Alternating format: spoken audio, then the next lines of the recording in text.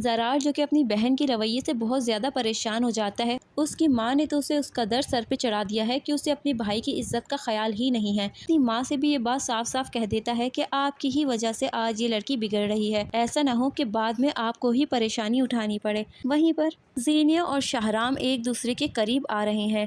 जीनिया Shahram के कहने पर अपना बहुत बड़ा प्रोजेक्ट छोड़ देगी।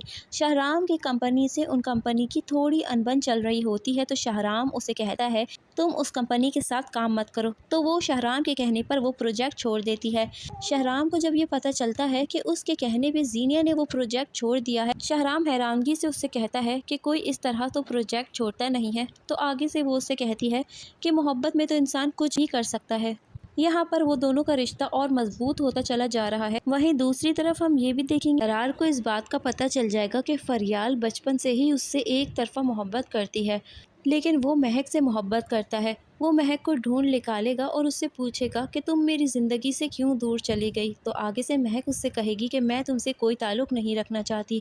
वो महक की बात सुनकर काफ़ी ज़्यादा टूट जाएगा, लेकिन वहीं जब उसे पता चलता है कि फरियाल उससे शदीद मोहब्बत करती है और बरसों से मोहब्बत करती है, तो वो इस रिश्ते के लिए अपनी माँ सीरत को मनाना शुरू कर देगा और फरियाल से शादी करने पर ज़ोर डालेगा, क्योंकि उसकी मोहब्बत तो उसे नहीं मिली। वो चाहता है कि फरियाल की मोहब्बत उसे मिल जाए, क्योंकि मोहब्बत ना मिलने की तकलीफ़ वो अच्छी तरीके से जानता है। वो अपनी माँ को मनाने के लिए हर मुमकिन कोशिश करेगा और साफ साफ कह देगा कि अगर आप मेरी फरियाल से शादी नहीं करवाएंगी तो मैं ज़िंदगी भर शादी नहीं करूँगा। सीरत जो कि ज़रार के बहुत ज़्यादा फोर्स करने पर ज़रार और फरियाल के रिश्ते के लिए राज़ी हो जाएगी, लेकिन ये बात जीनिया से बर्दाश्त नहीं हो रही, तो वो बहुत ज़्यादा गुस्से में हो जाएगी और उससे कहेगी कि ये रिश्ता नहीं हो सकता, मैं कभी भी फरियाल को इस घर में बर्दाश्त नहीं कर सकती। फरियाल और सीरत मिलकर ऐसी चाल चलेगी जिससे फरियाल की ज़िंदगी बर्बाद होने वाली है। जीनिया जो कि उसके ऑफिस के पेपर्स में कुछ घपला कर देगी और उसे वो फंसा देगी एंड शादी के मौके पर।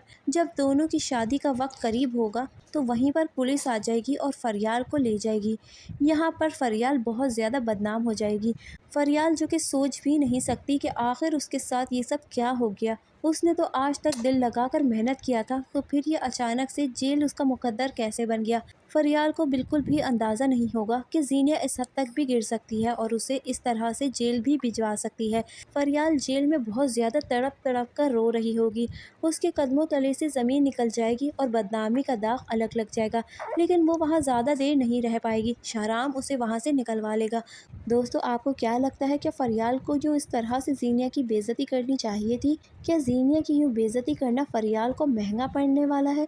आप हमसे अपनी राय कमेंट सेक्शन में शेयर कीजिएगा। वीडियो पसंद आए हैं तो लाइक ज़रूर कीजिए दोस्तों।